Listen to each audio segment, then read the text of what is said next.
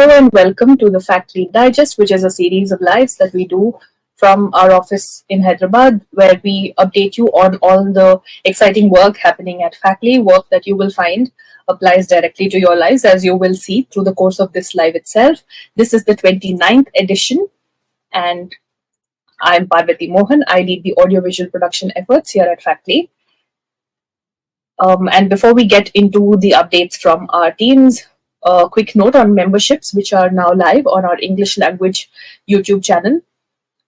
These memberships are a good way for you to show your support for the kind of work that we do, and because we often would get questions about, how can we chip in any way. So what you will get is access to custom emojis and priority response to any comments that you leave on our channel here. And do leave your questions for us in the chat, in the comments of this live, or even DM us on social media. We are at Factory India across platforms. So whether it's questions or feedback or whatever it is, let us know through these channels and we will look into it and get back to you. All right, that said, it's time for the fortnightly update. And we'll start with the fact check team. Representing the team is Harshavardhan. Hello. So, as we draw close to the end of this year's Lok Sabha polls, are you finally seeing, because all these weeks we've been talking about the fake news posts that have been there. So, now that the polls are coming to an end, are we finally seeing any kind of downward trend in the kind of fake news around the elections? In fact, there is no downward trend, but we are getting more and more misinformation to debunk. So, like we previously talked about different categories and trends of misinformation. Similarly, even now we are also getting more and more misinformation related to these elections. So we can categorize this misinformation into few categories like clipped videos, edited videos, and recirculating of old visuals, and fabricated content, and exit polls, misinformation related to exit polls. Now we will talk about each category specifically with examples. So first one is clipped videos. These clipped videos is difficult to propagate misinformation because the peddlers, fake news peddlers, don't need to do anything, any kind of sophisticated editing like that. They just need to clip this video and recirculate with the false claim. So one example is that RSS chief Mohan Bhagwat saying that RSS is against the reservations internally, but they don't state it publicly. But actually, he's talking about a video that went viral, claiming that RSS is against reservation, and he clearly mentioned that this is all false and don't believe such rumors. And next one is this AP former CM of AP, Chandrababu Naidu, stating that country did not benefit anything for the past since independence with reservations. This is the claim. But actually, the fact is that he's just saying that reservations alone is not helpful. He said that we need multiple, change in public policy, some reforms to get to strengthen the people in the weaker sections. And next one is the Congress chief Mallikarjun Kharge stating that Congress is finished. But actually, he's also clipped the video, and he just said that someone else's opinion, like someone else said Congress is finished, and then, but he later stated that Congress nothing can collapse the Congress party like that. So in these clipped videos, we need to know how to find out the original video, whether it's true or not.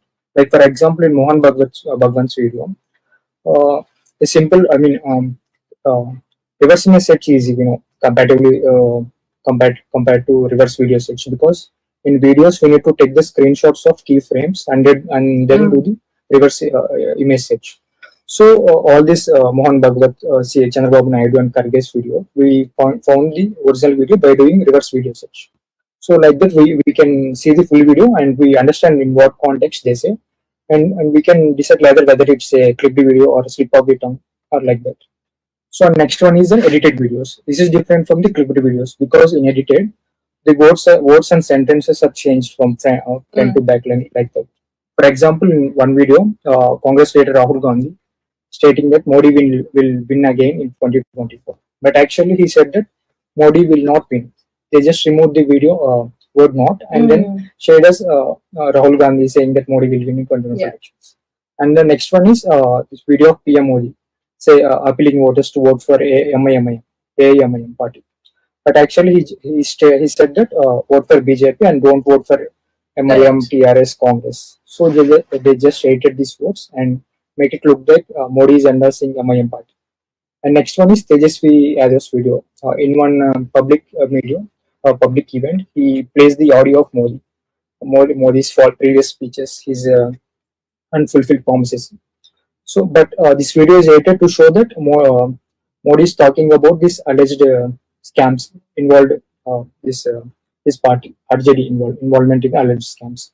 But actually, this audio is edited and make it look like Tejas Yadav is mocking his party. So like this, now again we how to find out these edited videos is for example this Rahul Gandhi one, no leader of opposition of such stature will publicly endorse the opposition leader. So again we need to do reverse video search of the video, and we can trace out the original video, and by comparing we can say this is false. So next one, Modi and Tejas Yadav's video are also similar cases. Or we can do some search, basic web search, and we can find out already some fact checkers debunk such type of claims. And next video is recirculating of old visuals, old photos without giving context or attributing to current elections. So first one is this: some people the claim went viral saying that people from Punjab came to Haryana and campaigning against the Aam Aadmi Party. But actually, this is not the recent video. The incident happened in 2022, and it is unrelated to 2025 elections. So next one is a video saying that people of Haryana came to the public event of the Haryana's present Haryana CM Nayab Singh Saini, and they vandalized the stage. But actually, this incident happened in 2021 during the farm bills protests. It shows it's actually the people vandalized the stage of the CM Manohar Lal Khattar. But actually, this is not unrelated to the recent elections. So, and next one is this epic went viral of Akhilesh Yadav meeting with PM Modi, saying that Akhilesh Yadav sensed the defeat of Samajwadi Party and he came to PM Modi. But actually, it is a pic from 2014 when Modi became the PM, first time became the PM of the country. So, and next one is BJP workers stealing EVMs. The claim is that BJP workers stealing EVMs from Varanasi, Strong Room, and like that. But actually, this is the video from 2022, where some people suspected that some people are transporting the EVMs and they caught. But actually, these EVMs are for training and awareness purpose, and the matter is clarified by the EC at the time. And next one is this went viral all over the country with several claims. The first claim is there is an rigging. The MIM party did the rigging in Hyderabad during 2025 elections in Bahadurpura constituency, Bahadurpura polling station. But actually, this video is from 2022 West Bengal municipal elections. It shows the polling agent voting on behalf of the voters. So this is not related to the current events. All the videos, images are not related to current elections, and then they are misattributed to this election. So next one is this fabricated content. This type of content is fully totally false. I mean, they are created just to propagate the narrative. Like the first one is Al-K Advani, BJP veteran leader Al-K Advani praising Rahul Gandhi. He's praising Rahul Gandhi, saying that he's the king of politics, like that. And in fact, one or two local newspapers published it without checking the facts. But later they retracted the story and issued an apology. So this shows that we shouldn't always believe the media. Also, sometimes we need to double check again. Yeah. So like just the fact that why would Advani call Rahul Gandhi the hero of Indian politics? So that itself should, even if a mainstream paper has reported it, it should flag off sense. Yeah. So next one is this AP assembly elections also were also conducted during the same time parallel. So one claim is related to AP's YCP leader, ruling party YCP leader Botsa Satyanarayana resigned, alleging that this party is not developing Andhra Pradesh like that. But actually, this is a fake letter, completely fake letter, created using the signature party headers like that. So next one is that a video went viral.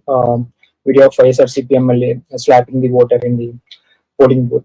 But this video is misattributed to different locations in the country. One such claim is that BJP MLA slapping a voter for not voting to BJP. This is completely false because there are even proofs from evidences from the election commission, video evidences, and like that. So this type of false claims can be easily debunked compared to these edited old visuals because we can check it online or we have some media, at least some media reports are like that. And next one is this exit poll. As soon as the as soon as every phase of the election is finished, several exit polls came out. I mean, false exit polls. They're all false exit polls, obviously, because media outlets are not allowed to publish exit polls before June 1st, 6:30. So this one claim went viral is that local media channel, Telugu local media channels predicted the win of the one channel predicts YCP will have it, and other channel predicts that TDP will be winning this time. So both are false, and the news channels have clarified that they didn't publish any exit polls after the election. And the next claim is that one post went viral claiming that in Telangana, majority of Congress will be winning majority of polls, majority of the seats.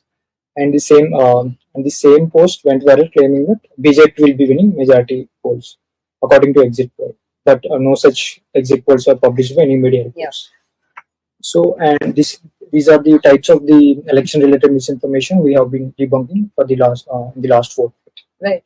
So this is as far as India goes, but at the global level, of course, recently one event that has sparked off a lot of discussion has been the death of the sitting president of Iran, Ibrahim Raisi, in a helicopter crash. But I believe, as it is with any event, misinformation started to spread as soon as parallel to the real news as well. So, in this regard, what were the kind of posts and claims? So, even before the confirmation of the death of the President Raisi, we are getting the claims that this is the image of the crashes. But actually, a simple reverse image search of the visuals can show us that these visuals are old. Some are as old as 2 years, 3 years, like that. So, for example, one visuals of some airplane crash went viral, saying that this is the footage of the crash site. But it shows it is from 2020 and shows the crash of the training aircraft. So next one is this. This shows the last moment of the helicopter crashing. But this video is also from Panama and not related to President Raisi's crash. And similarly, other videos from Turkey and other areas went viral, claiming that these videos are related to the Raisi's helicopter crash.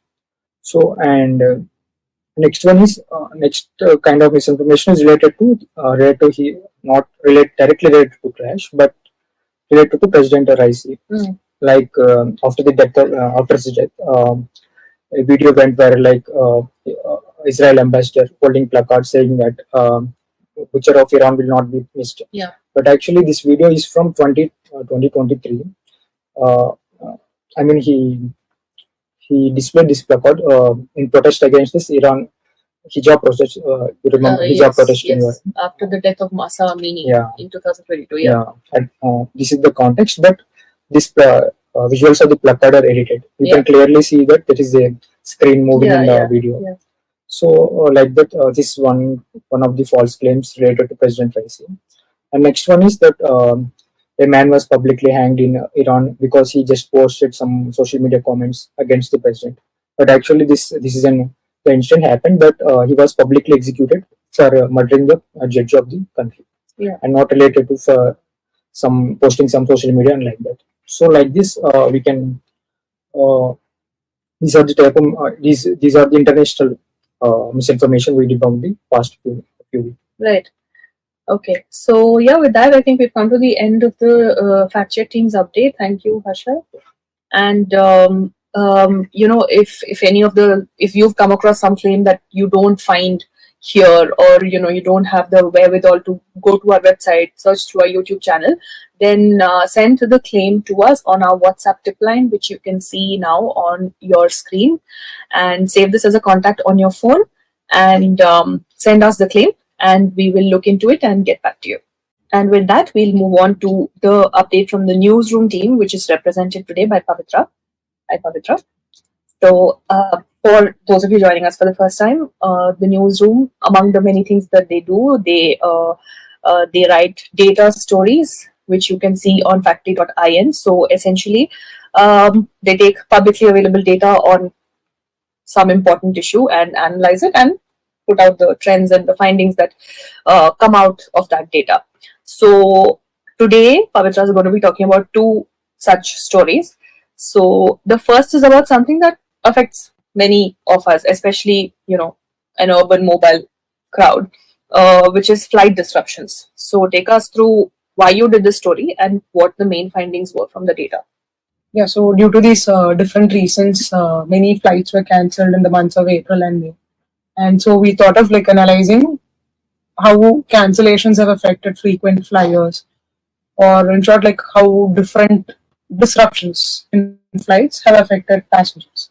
So the data has been taken from Dataful, and the source is the DGCA's website. So there are like three main categories under which flight disruptions that affect the passengers have been classified into, which are like one is cancellations. Then we have cases where the boarding is denied, like due to overbooking and stuff. And the third one is due to delays, like delays beyond 2 hours. So ideally for all these, the DGCA has certain guidelines, like if the flight is delayed within such a time gap or like within a window, like the passengers have to be informed well in advance by the airline company, and such things are there. And accordingly, they have to compensate for it and arrange alternate travel plans. And also they can they'll have to provide accommodation in certain cases, like so they have to give certain facilities to the passengers who are affected by it. And we have an explainer on that on our website as well, like if anyone wants to know more about it. Like, so there's a certain criteria for it. So yeah, we analyzed, and what we found was that the number of passengers affected, like due to the said reasons, has actually increased considerably since 2014. Like the figure was say 4.2 lakh passengers, which increased to over 33 lakhs in 2019. And again, it dropped following that due to COVID. And now it is again come back to over 25 to 26 lakhs in 2023. So again, like yeah, so this issue, because it was majorly in the months of April and May, we thought like we'll look into the April's data, because May's data is yet to be released. And what we saw was in the period from say January to April 2024, like over 10.6 lakh passengers were affected. And whereas I mean, yeah, so there's this general tendency like to think it is because like say the number of people availing flights has increased. But it was also observed that in 2023, between Jan to April, the number was say about less than 7.8 lakhs. Okay. So it's actually that the number of passengers affected has increased by over say 35-36%, whereas you see the number of people who traveled in flight in this period in 23 and 24, the increase has been like less than 4%. And yeah, so again, like I mentioned earlier, like the airline companies have to provide compensation and give other facilities. And even that, it saw a similar trend, like it increased until 2019 and dropped during COVID. And 2023, the compensation paid was more than 45 crores. It was about 46.5 crores, and that has been the highest recorded so far. And in 2024, already about 18.5 crores has been spent in this first quarter. And whereas like it was just 12 crores in the same first quarter of 2023. So yeah, it wouldn't be a surprise if, in 2024, like we set new records in the number of passengers affected, or the compensation or amount spent on these facilities increases. And yeah, so like I earlier said, like there are these three categories of how people passengers are affected. And every year about 83 to 85, like 84% is 84% of these passengers are affected due to delay in flights, and another 15% are affected due to cancellations, and the remaining 1% due to boarding issues. And in 2023, the number of passengers affected by cancellations and delays has almost touched and even crossed the pre-COVID levels. And if you are to focus on the uh, people affected during because of cancellations in the first quarter of say to 2022, the number was like 0.36 lakhs, whereas in 2024 it has become 1.5 lakhs, about 1.53 lakhs. In fact, it has like more than doubled as compared to the first quarter of 2023. So yeah, so it's like say in fact, like in this first quarter alone, like more than half of the total of 2023 like have been affected already.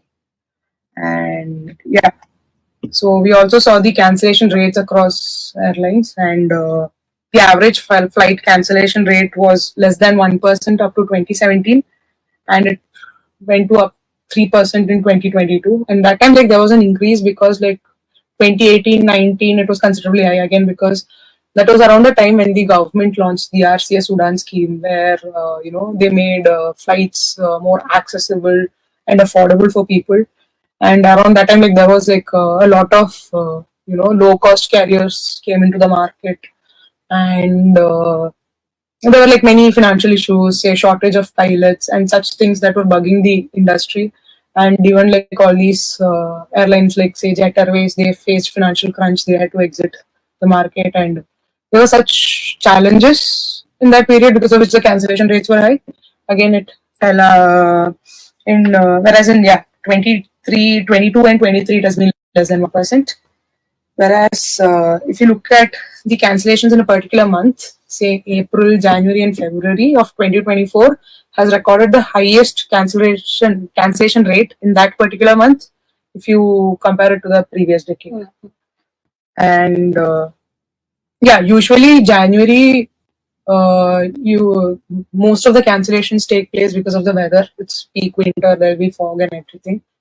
And in fact, the trends actually show that over the years, because of the weather, like the cancellation of flights has actually increased. So it was as low as say 1 in 5 flights, say about 20% that were cancelled in 2014 to 2018, citing weather as a reason. Whereas in 2022 and 23, it was like say 1 in 3 flights, like about 1/3, 33% was cancelled because of weather. And the first quarter of 2024, it has been about 43%. Again, because January must have skewed the data. But so what this shows is like over the years, the weather uncertainty and everything is resulting in more cancellations. And so there's a lot that the aviation industry has to focus on. Like say it should look into the vulnerabilities and build a resilient and sustainable business model and such things, so that people are not affected at the same time. They don't have to face financial crunch like by paying such huge amounts as compensation. Right. So this is something that has a very immediate connect for people. Like flight disruption is something that affects everything in just. I mean, it's more tangible to a lot of people, but something that maybe we should worry about, but don't enough, is what your second story that you're going to be talking about is about. It's about the loss of human lives to natural calamities. Not something we think about every day, but very much a possibility, right? So why did you choose to look into this at this point, and what does the available data say about this particular issue? So I mean, like I concluded the synopsis of the previous story, where we saw that weather extremities are affecting cancellation of flights. So we can also see that like climate change is also causing an increase in extreme weather patterns over the years. Like you have like random flash floods, forest fires. Even in Uttarakhand, there was like a recent forest fire that has claimed a few human lives as well. And so we thought, okay, why not look into what the data about the deaths in all these natural calamities has to say. And so for this we looked into the NCRB's National Crime Records Bureau's annual report called the Accidental Deaths and Suicides in India report. We have the data set again on Dataful. We saw, so it gives data on the number of natural deaths, which is like, and which also has a categorization as to deaths due to forces of nature. So under which they give the reasons also, like what disaster, how many people lost their lives and things. And this data is reported by the state police department, state or union territories. So we analyzed the data from 1990 to 2022. 2022 is the latest data available. And we saw that over 5.19 lakh people have died due to disasters in the last, say, 32, 33 years. Which, it gives, and yeah, about 4.3 lakhs had died exclusively during the period from 96 to 2050. So it's like on an average about 56 people died every day because of these extreme weather conditions. And so we also saw the average number of deaths in every 4 years since 1993. And that has actually increased, say from about 6,000 in 1990 to 93 to about 26,000 in 1998 to 2001. So again, the average, because 2001 we had the Bhuj earthquake, which was pretty disastrous. Like it had a huge toll on human lives. So because of that, the average value could have increased. But since then it has actually declined. And say 2018 to 2021, the number was around 7,200 to 7,400. So the deaths due to COVID has not been included in this. It is related to only weather. And so over the years, one thing that we noticed was the data, how it is presented, has become more, comprehensive. Like they've included more disasters over the years which is actually good for analysis. And but the problem is, in between 2011 and 2014, about 70% of the deaths were categorized under the others category. That is where you don't know the actual reason, right? Whereas from 2015 to 2022, the number suddenly dropped to say 25 to 27% of the total. So again, since 2015 also, we also noticed there was a sudden dip in the total number of deaths, which was say in 2007-8 it was about 20k, whereas since 2015 it dropped to less than 10k. And again, when we compare it with the categories, it is because of the dip in the number of deaths mentioned in the others category. So we don't know the exact reason. That is something we have to we need to get the data on. And then between 1990 and 2022, we saw that about 6 people died every day because of lightning strikes. And it accounted for about 14% of the deaths throughout this 3 decades. Whereas, you include, say, floods, landslides, exposure to cold, everything together, it accounts only for 13% compared to lightnings. And heat strokes affect, say, another 5 to 6%, and floods, again, less than 5%. So, in fact, when you look at the trend, also the deaths due to lightning has actually increased over the years. And which is something that doesn't get reported or covered widely in media as much as, say, other disasters. Right. So here, what we did was, this data was from the NCRB report, which is which comes under the Home Ministry. So we also looked into similar data that is published by the Jal Shakti Ministry and also the Central Water Commission. They publish data on deaths in floods or cyclones and torrential rains. So there it was noticed that, in NCRB, between 1990 to 2020, about 23,000 to 24,000 people had died in floods and heavy rains. Whereas according to the Jal Shakti Ministry, the number was doubled. It was over 58,000. So, but the overall trends were similar. This particular year, it was higher than the other years. Yeah, the trends appear similar, but the value reported by NCRB is about half of that being reported by Jal Shakti Ministry. And yeah, I mean, not just floods, like say cyclones, tornadoes, torrential rains. Like again, there is this gap between both these data presented.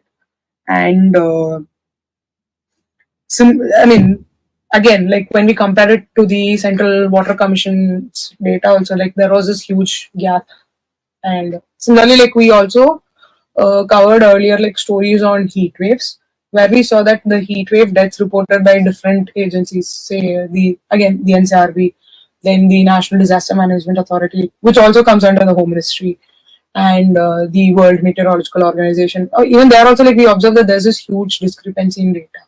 So yeah, so this calls for like we need like proper standardized data to to be able to understand the trends and so that we can get proper interventions in place, because the extreme weather events are just going to get more frequent or worse in the coming years, as IPCC has given in its report. So yeah, so the government has to do something about it. Right. So yeah, the data pool that Pavitra's mentioned is of course Factory's in-house data portal where you get cleaned data sets. So if you're someone who works with public data in any capacity, great resource. It's dataful.in. Visit and consider subscribing to it. But we are running out of time for this edition of the Faculty Digest. So we will see you the next time, which is around, which should be on the 13th of June. That will be our 30th edition. In the meantime, follow us on social media, subscribe to our channel if you haven't already, consider joining memberships, and reach out to us through all these platforms. And we will see you the next time on the Faculty Digest, but also through the work that we put out on all these channels every single day. Thank you for joining.